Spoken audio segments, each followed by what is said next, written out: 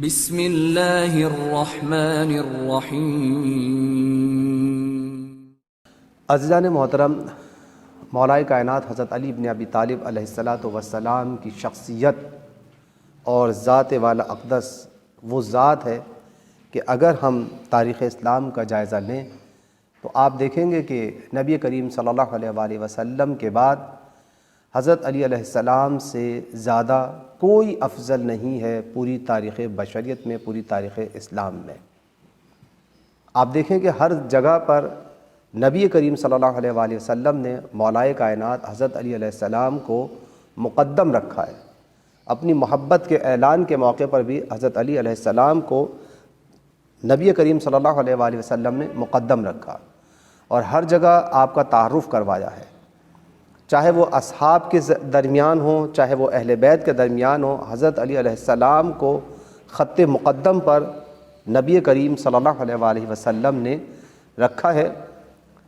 جو اس بات کی دلیل ہے کہ حضرت علی علیہ السلام نبی کریم صلی اللہ علیہ وآلہ وسلم کے بعد سب سے افضل ہیں، اور حضرت علی علیہ السلام کو اپنا ولی، اپنا بھائی، اپنا جانشین،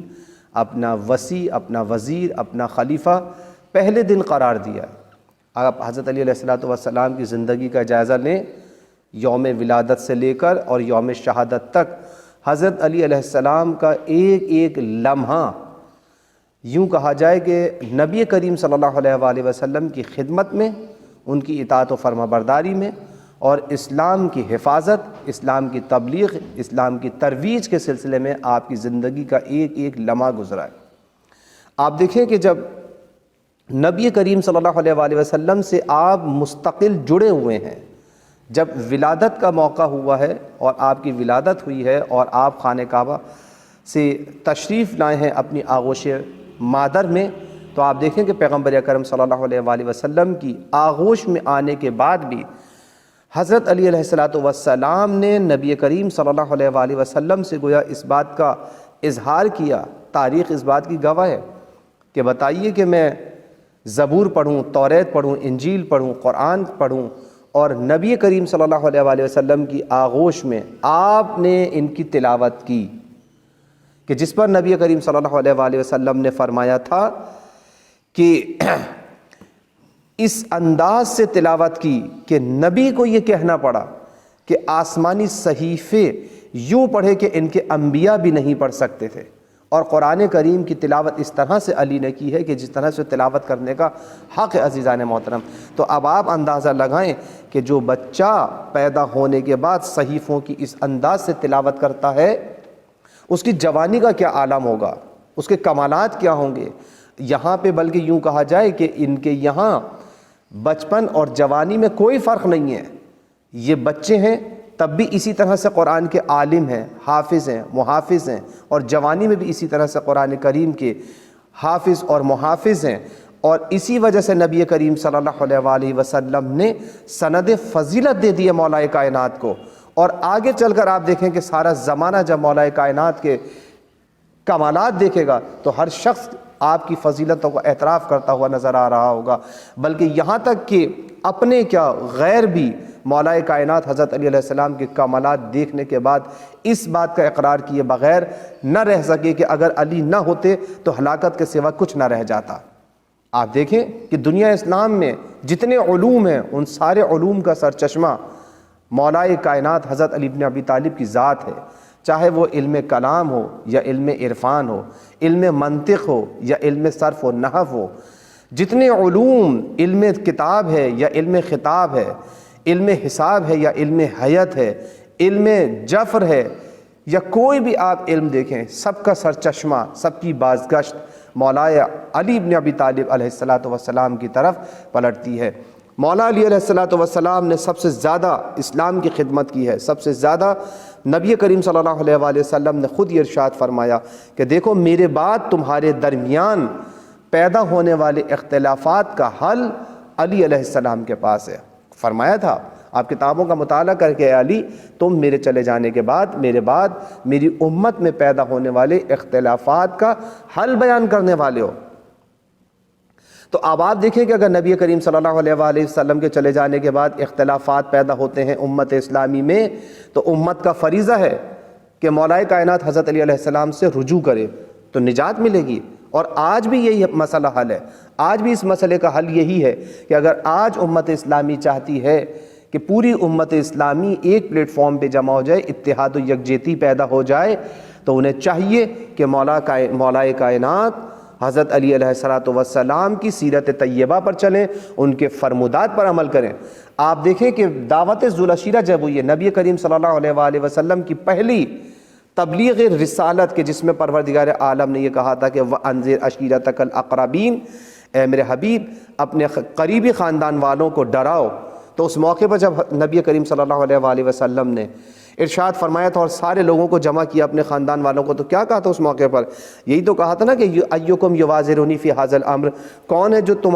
تم میں سے اس امر میں، اس کام میں میری مدد کرے گا؟ اس لیے کہ میں تمہارے لیے زمین پر میں تمہارے لیے وہ پیغام لے کر آیا ہوں اللہ کی بارگاہ سے کہ جو تمہیں آخرت کے عذاب سے بچائے گا، جو سب سے بہترین پیغام ہے۔ کون ہے جو تم میں میری اس کام میں مدد کرے گا؟ تو آپ دیکھیں جب حضرت علی علیہ السلام نے اس موقع پر لبیک کہا، نبی کریم صلی اللہ علیہ وآلہ وسلم نے اس موقع پر بھی یہ بشارت دے دی تھی کہ جو بھی میری اس کام میں مدد کرے گا وہ میرا بھائی ہوگا، میرا وصی ہوگا، میرا وزیر ہوگا۔ تو آپ دیکھیں کہ اگر نبی کریم صلی اللہ علیہ وآلہ وسلم اپنی رسالت کا اعلان کر رہے ہیں، اپنی رسالت کا اعلان کر رہے ہیں، تو ساتھ ہی ساتھ جب امیر المومنین حضرت علی ابن ابی طالب علیہ السلام نے آپ کی حمایت کا اعلان کیا، تو آپ نے اسی وقت اپنی رسالت کے اعلان کے ساتھ ساتھ، اپنی نبوت کے اعلان کے ساتھ ساتھ مولا کائنات علی ابن ابی طالب کی ولایت کا بھی اعلان کیا کہ ھذا اخی و وصی و وزیری، یہ میرا بھائی ہے، یہ میرا وصی ہے، یہ میرا وزیر ہے۔ تو عزیزان محترم، آپ دیکھیں کہ نبی کریم صلی اللہ علیہ وآلہ وسلم نے پہلے دن اپنی ولایت کا اعلان کیا، پہلے دن اپنی وصایت کا اعلان کر دیا، پہلے دن اپنی وزارت کا اعلان کر دیا۔ اب آپ یہ دیکھیں کہ اگر نبی کریم صلی اللہ علیہ وآلہ وسلم اس دنیا سے جانے سے پہلے اگر یہ اعلان کرتے کہ میرے بعد علی میرے جانشین ہوں گے، میرے خلیفہ ہوں گے، تو بتائیے ان الفاظ کے علاوہ کوئی الفاظ ہونے تھے؟ یا اگر ان الفاظ کے علاوہ کوئی الفاظ ہونے چاہیے تھے کہ نبی کہ علی تم میرے بعد میری امت میں میرے ولی ہو، سرپرست ہو قوم کے، امت کے؟ نہیں، یہی الفاظ ہونے چاہیے تھے۔ تو یہی احادیث کے اندر دیکھیں، کتابوں کے اندر، فریقین کی کتابوں میں یہ الفاظ موجود ہیں۔ تو نبی کریم سے چلے جانے کے بعد، نبی کریم صلی اللہ علیہ وآلہ وسلم کے چلے جانے کے بعد امت کے رہبر ہیں، سرپرست ہیں، ولی و وارث ہیں، صاحب اختیار ہیں، اور یہ کتابوں کے اندر یہ روایات موجود ہیں۔ اور نبی کریم صلی اللہ علیہ وآلہ وسلم نے اس پیغام کے بعد کہ جسے دعوت ذوالعشیرہ کہتے ہیں، جسے نبوت کے اعلان کا پہلا دن کہا جائے لوگوں کے درمیان، عام اعلان کے بعد نبی کریم صلی اللہ علیہ وآلہ وسلم ہر موقع پر اس بات کی تجدید کرتے رہے اور دنیا کے سامنے مولا کائنات کا تعارف کرواتے رہے۔ اور حضرت علی علیہ السلام ایک لمحے کے لیے بھی نبی کریم صلی اللہ علیہ وآلہ وسلم کے سے جدا نہیں ہوئے۔ عزیزان محترم، آپ دیکھیں، چاہے وہ آپ دیکھیں ہجرت کے موقع پر نبی کریم صلی اللہ علیہ وآلہ وسلم کی جان بچانے کے لیے کون تیار ہوا ہے؟ مولا کائنات نے کیا کہا تھا کہ یا رسول اللہ، اگر میں بستر پر سو جاؤں تو کیا آپ کی جان بچ جائے گی؟ یہ رسالت کی فکر ہے، یہ نب مولا کائنات کی قربانی اور ایثار ہے۔ تو آپ دیکھیں کہ پیغمبر اسلام نے کہا کہ ہاں علی ایسا ہی ہے، تو آپ دیکھیں کہ آپ نے بستر رسالت پر سو کر نبی کی جان کو بچا لیا، اور جب آپ نے ایسا کام انجام دیا تو خداوند عالم نے آپ سے آپ کی رضا کا سودا کر لیا۔ تو آپ دیکھیں کہ دنیا ہے جو اللہ کی رضا چاہتی ہے، لیکن مولا کائنات شب ہجرت بستر رسول پر سو کر اللہ کی رضا کا سودا کرتے ہوئے نظر آ رہے ہیں۔ عزیزان محترم، آپ ہجرت کے بعد دیکھیں، جنگ بدر کو دیکھیں، جنگ بدر میں مولا کائنات کا کارنامہ جو ساری دنیا کی زبان زد عام و خاص ہے، یہ مولا علی علیہ السلام کی خدمت نہیں تو اور کیا ہے؟ کہاں دنیا نے مولا علی علیہ السلام کی قدر کی؟ کہاں دنیا نے مولا علی علیہ السلام کو پہچانا کہ نبی کے ساتھ ساتھ رہنے والی اس ذات کا اس طریقے سے ان کے حقوق کو پامال کیا گیا نبی کریم صلی اللہ علیہ وآلہ وسلم کے چلے جانے کے بعد۔ عزیزان محترم، آپ دیکھیں کہ جنگ خیبر ہو یا جنگ بدر ہے، اس کے بعد احد ہے، احد کے اندر آپ دیکھیں مولا کائنات کا کارنامہ، اور پھر اسی طریقے سے ہر مرحلے پر جنگ خندق میں آپ دیکھیں کہ کوئی مسلمان آگے بڑھنے کے لیے تیار نہیں ہے عمرو بن عبد ود کا مقابلہ کرنے کے لیے۔ کون آگے بڑھا ہے؟ ایک اکیلے علی تھے کہ جو آگے بڑھیں۔ یہ کیا خدمت نہیں تھی اسلام کی؟ اور اس کے بعد آپ خیبر کے اندر آپ دیکھیں کیا کہا نبی کریم صلی اللہ علیہ وآلہ وسلم نے اس موقع پر بھی کہ کل میں علم اس شخص کو دوں گا کہ جو اللہ جسے دوست رکھتا ہے، جو اللہ کو دوست رکھتا ہے۔ تو عزیزان محترم یہیں سے آپ اندازہ لگائیں کہ علی کی ذات وہ ذات ہے کہ جس کے وجود سے خیبر کے اندر دین بچ رہا ہے۔ نبی کو ناز ہے جس کے وجود پر، خدا کو ناز ہے جس کے وجود پر۔ یہ عجیب مسلمان تھے کہ نبی کے چلے جانے کے بعد علی پر ناز نہیں کرنے کے لیے تیار ہوئے۔ یہ احسان فراموشی نہیں ہے؟ کیا یہ ظلم نہیں ہے؟ کیا نبی کریم صلی اللہ علیہ وآلہ وسلم کو یہ حق نہیں ہے کہ قیامت کے دن ایک ایک مسلمان سے پوچھیں کہ بتاؤ تم نے علی کے ساتھ کیا کیا؟ کیا یہ روایت نہیں تھی؟ کیا یہ روایت پیغمبر اکرم صلی اللہ علیہ وآلہ وسلم نے نہیں بیان کی کہ میں تم سے اپنے اہل بیت کے بارے میں سوال کروں گا؟ آپ دیکھیں کہ مسلمانوں کی روایات بھری پڑی ہیں، کتابیں بھری پڑی ہیں، لیکن کیوں قدر نہیں کی؟ تو ہر شخص اپنی اپنی جگہ پر، آج بھی یہ روایات میں آپ سے کہہ دوں کہ یہ روایات آپ سے فریاد کر رہی ہیں کہ اگر اب بھی ہم نے ان روایات پر توجہ نہیں دی تو کل نبی کریم صلی اللہ علیہ وآلہ وسلم کا ہاتھ ہوگا اور ہمارا دامن ہوگا، وہ ہمارا دامن پکڑ کر ہم سے سوال کرنے کا حق رکھتے ہیں کہ کیوں تم نے میری روایات پر عمل نہیں کیا اور کیوں علی کا ساتھ چھوڑا۔ عزیزان محترم لمحے فکری ہے، سوچنے کی بات ہے۔ اور آپ دیکھیں کہ حضرت علی علیہ السلام پوری زندگی نبی کے چلے جانے کے بعد بھی دکھوں کا مداوع کرتے رہے، امت کے دکھوں کا مداوع۔ جب جب امت کو ضرورت محسوس ہوئی، حکام کو ضرورت محسوس ہوئی، حکومت کو ضرورت محسوس ہوئی، ایک موقع کوئی ایسا بتا دے کہ جہاں حضرت علی علیہ السلام نے ساتھ نہیں دیا، امت کو نجات نہیں دی ہے، ہر لمحے پر امت کو نجات دی ہے، لیکن امت نے کیا کیا؟ بالآخر وہ وقت آیا کہ مولا کائنات حضرت علی علیہ السلام کو آپ دیکھیں 19ویں ماہ مبارک رمضان ہے، کس طریقے سے اس عظیم شخصیت کو حقوق کو پامال کیا گیا ہے۔ تعجب کی بات ہے کہ وہ شخص کہ جو بے لوث امت کی خدمت کر رہا تھا، بے لوث نبی کریم صلی اللہ علیہ وآلہ وسلم کی امت کے لیے اپنا سب کچھ لٹا دیا جس نے، لیکن آپ دیکھیں کہ جس وقت مولا کائنات حضرت علی علیہ السلام شب 19 کو اپنی بیٹی جناب ام کلثوم کے گھر ہیں، اور جب افطار کا وقت آیا تو بیٹی نے دودھ اور نمک لا کے رکھا تھا، تو مولا نے کہا کہ بیٹی تمہیں معلوم ہے کہ میں تمہارے باپ نے کبھی ایک سے زیادہ کسی چیز پر اکتفا نہیں کیا،